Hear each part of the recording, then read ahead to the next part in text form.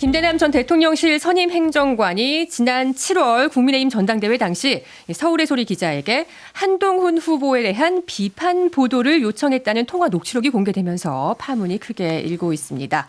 한동훈 대표는 즉각 반응한 것은 물론이고요. 국민의힘 윤리위원회에서 감찰을 하고 또 형사 고발도 검토하겠다고 밝혔는데요. 장해찬 전 국민의힘 청년 최고위원 모시고 이 문제를 비롯한 여러 현안들에 대해 이야기 나눠보겠습니다. 어서 오세요. 네, 안녕하세요. 장해찬입니다. 네, 김대남 전 선임 행정관이 논란의 중심에 서 있습니다. 어떤 경로로 대통령실에서 일하게 됐는지는 사실 보도로 알려져 있는데 혹시 전 최고위원님도 어떤 인물인지 알고 계셨나요? 저도 물론 알죠. 네. 대선 캠프 초기 때부터 활동을 했던 분이고 오며 가며 얼굴 보면 알아보고 인사하는 정도의 사이기는 했는데요. 다만 제가 한 가지 확언 드릴 수 있는 건 이분이 직접 대통령님이나 또는 영부인과 연락을 주고받을 만한 위치에 있는 사람은 전혀 아니었다. 아니었다. 제가 그 부분을 알고 있고 그리고 직책 같은 경우도 이제 행정관으로 정확하게 보도가 되고 있습니다. 아주 잠깐 비서관 직무대리를 역임했던 것이지 비서관급의 인사도 아니었고 소위 말하면 정치권에서의 어떤 네임밸류, 인지도나 또는 대통령실 내 공적 지위나 이런 걸 다 따져봐도 그렇게 고위급이나 거물급 인사는 아니었다. 그러니까 실제로 뭐 우리가 이름만 대면 알 수 있는 거물들이나 이런 사람들과 직접 소통이 되는 위치가 아니었기 때문에 저는 서울의 소리 기자에게 이분이 뭐 온갖 이야기를 다 했잖아요. 그러게요. 그 안에는 심지어 뭐 대통령이나 영부인에 대한 근거 없는 비난이나 뭐 비판도 상당히 많았는데 이분의 어떤 허풍이 이렇게까지 사회적인 관심을 끌어들일 만한 일인가 이렇게 이분의 위치나 뭐 여러 가지 정치적 입지에 대해서 잘 알고 있는 제가 봤을 때는 이게 이 실체보다는 해프닝이 조금 더 과장된 측면이 있는 것 같다는 생각이 많이 듭니다. 지금 허풍이라는 단어로 규명을 해버리신 것 같은데 그럼에도 불구하고 말씀하신 것처럼 윤석열 대통령에 대한 비판을 적지 않게 했어요. 그러면 이거는 대통령실에 근무하는 직원들의 어떤 대체적인 인식이 또 반영된 거다라고 볼 수 있나요? 그렇다기보다는 이 녹취록 등이 아마 지난번 총선 공천 이후에 이제 만들어졌던 것 같아요. 그러면 정치권에서 공천이 잘 안 되게 되면 정말 별의별 소리가 원래 다 나오지 않습니까? 그런데 문제는 지금 하나 화제가 되고 있는 건 이 김대남 전 행정관이 한동훈 대표를 비판했다거나 한동훈 대표에 대한 공격성 기사를 그 서울의 소리 기자들에게 부탁했다라는 부분인데 왜 그 부분만 주목하느냐 지금 당에서.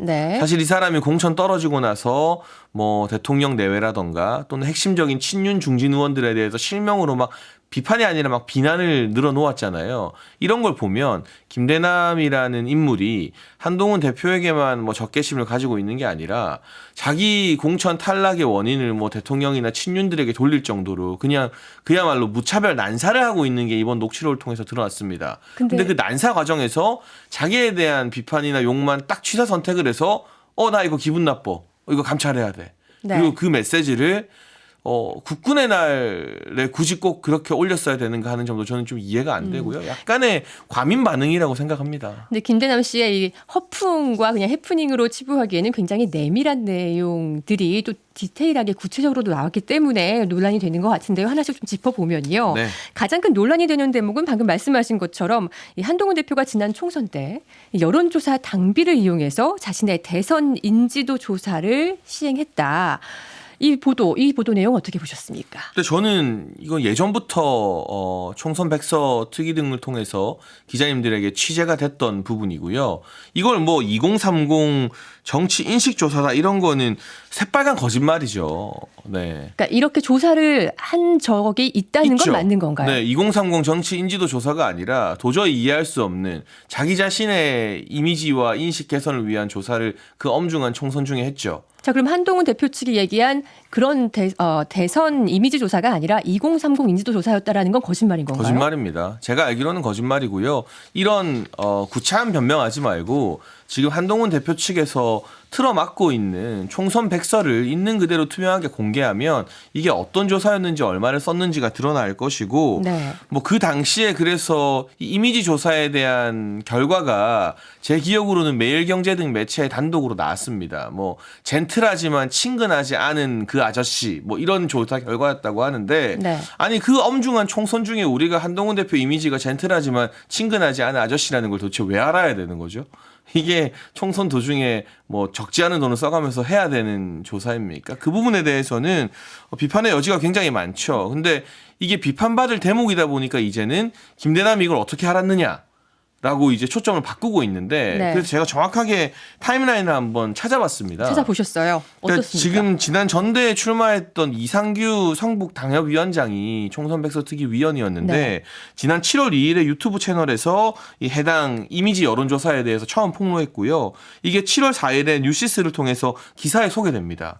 그런데 정작 김대남 씨가 서울의 소리와 통화하면서 그 여론조사 문제가 있다 했던 건 7월 10일이에요. 네. 그러니까 김대남 씨가 최초로 뭐 지금 친한계에서 말하는 것처럼 당의 기밀을 알려준 게 아니라 총선 백서특위 위원이었던 이상규 최고위원 후보의 어떤 폭로와 기사화가 있고 나서 거의 일주일이 더 지나고 나서 네. 서울의 소리 기자에게 이걸 말해준 거기 때문에 이 총선 백서특위의 내용이 뭐 김대남에게만 뭐 공유됐다 이런 거는 말도 안 되는 물타기라고 할 수 있는 거죠. 이미 다른 사람들에게도 알려진 내용이었다. 그렇습니다. 자, 그러면요. 전 최고위원께서 국민의힘 전당대회 국면이던 지난 7월 9일에 저희 시선집중에 인터뷰를 하시면서 당시 한동훈 후보가 법무부 장관으로 재직할 때부터 온라인에 우호적인 여론을 조성하는 그런 별도의 팀이 있었다. 팀을 운영했다라는 말씀을 하신 적이 있어요. 당시도 파장이 상당했는데 그때 제기하신 의혹과 비교했을 때 이번에 불거진 한 대표의 당비 유용 의혹. 좀 어떤 같은 성격이라고 보십니까? 그러니까 뭐 결이 다르지만 저는 어떤 이미지에 대한 집착이 묻어나는 것 같습니다.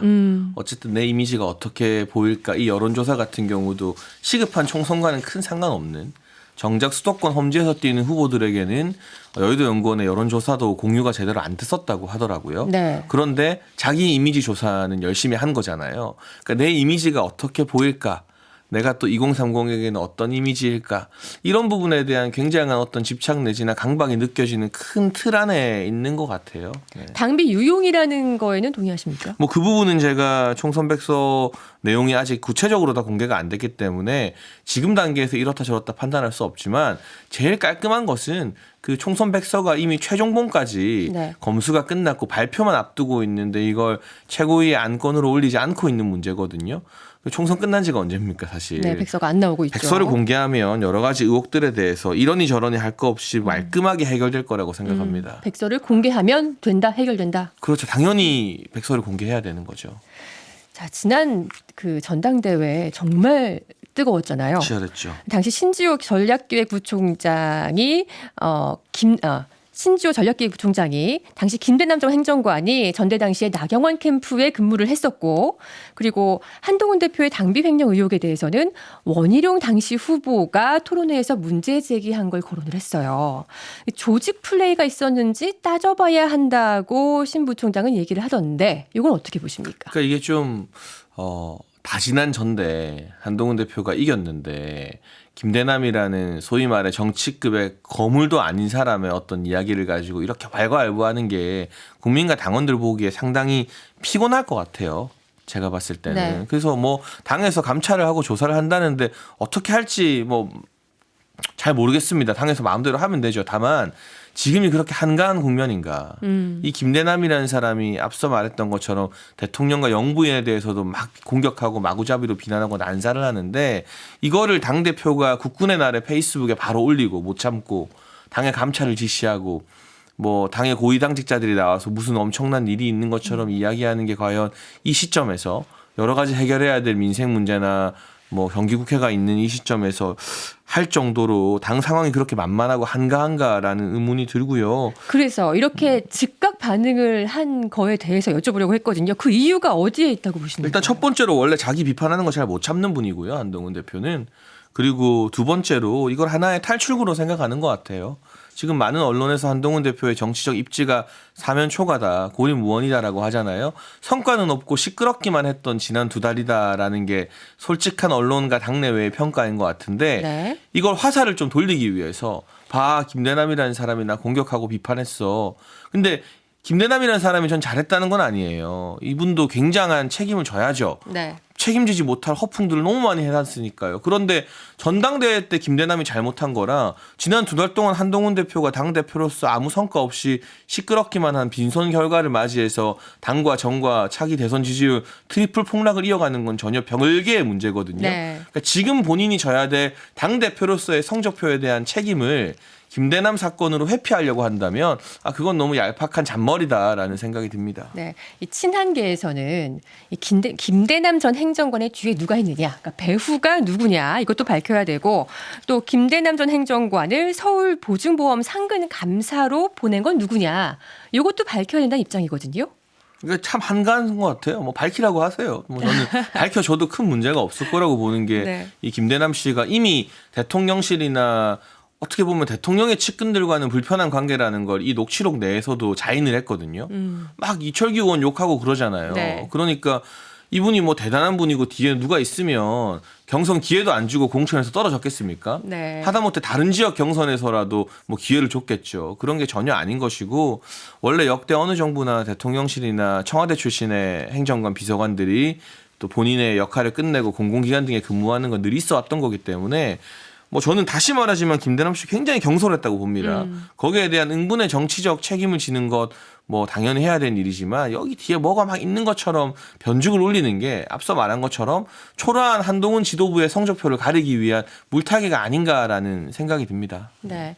그 김대남 씨를 대통령실에 추천한 사람이 신지호 부총장이다란 말도 나오잖아요. 물론 신지호 부총장은 다시 본인이 추천한 게 아니라 본인도 추천을 받은 거다 설명을 하긴 했습니다만 어떻게 알고 계십니까? 사실 대통령실에 근무하기 위해서는 대선 후보 경선 초창기에 합류하는 게 굉장히 중요합니다. 네. 근데 김대남 씨를 윤석열 대통령의 대선 캠프에 데려온 사람은 어쨌든 소개를 받았건 뭘 했건 대선 캠프에 넣은 사람은 신지호 부총장이 맞는 네. 것 같아요. 그 부분은 신 부총장도 인정을 했기 때문에 뭐 굉장한 특수관계라고 할 수 있고 그 이후에 용산에 들어갈 때는 뭐 다방면의 추천이나 있기 때문에 뭐 누구 한 사람이 뭐 지분이 제일 크다 말다 이런 게 큰 의미는 없는 것 같아요. 네. 그럼 이 김대남 행정관이 사실상 대통령실을 겨냥한 거다라고 보지는 않으시는? 그러니까 이분은 그냥 난사를 하는 거죠. 난사. 공천 떨어져서 난사다. 열받아서 난사했다가 뭐 나경원 후보 캠프에 있으면서 나경원 후보 입장에서는 한동훈 대표가 그 당시 가장 큰 라이벌이었던 거잖아요. 전당대회에서 우세한 후보였으니까 네. 뭐 마구잡이로 난사를 냈고 이분의 어떤 판단력이나 이 정무적인 발언에 대해서 저는 다 부적절하다고 생각합니다. 자, 어제 만찬 얘기요. 한동훈 대표 패싱 아니다. 맞습니까? 그러니까 이게 사실 통상적인 원내 지도부와의 만찬이 당대표 패싱이다 아니다 논란이 불거지게 만든 것 자체가 좀 당정 관계를 잘 이끌어가야 될 지도부로서 네. 뭐가 나는 부분인 것 같고요. 지금 용산이 한 대표와 독대를 안 하는 게 아니라 네. 한동훈 대표가 추경호 원내대표를 포함한 3자 회동을 거부하고 있다. 이게 더 정확한 현상 진단인 것 같습니다. 네. 자, 내일 김건희 여사 특검법 재의결 있습니다. 근데 어제 검찰이 불기소 처분을 했어요. 이거 어떻게 보세요? 사과 필요할까요? 뭐 이 부분에 대해서는 대통령실도 많은 목소리 듣고 있다고 하니까요. 저는 뭐 당내 여론이나 국민 여론 더 깊이 들었으면 좋겠고요. 다만 민주당이 일방적으로 밀어붙이는 이 특검 문제에 대해서 네. 이 특검은 이렇고 저 특검은 저렇고 이렇게 달리 갈 게 아니라 네. 의석수도 적고 어려운 상황일수록 당이 똘똘 뭉치는 게 맞지 않나 싶은 생각이 있습니다. 네, 감사합니다. 여기까지 듣겠습니다. 장예찬 전 최고위원이었습니다. 고맙습니다. 감사합니다.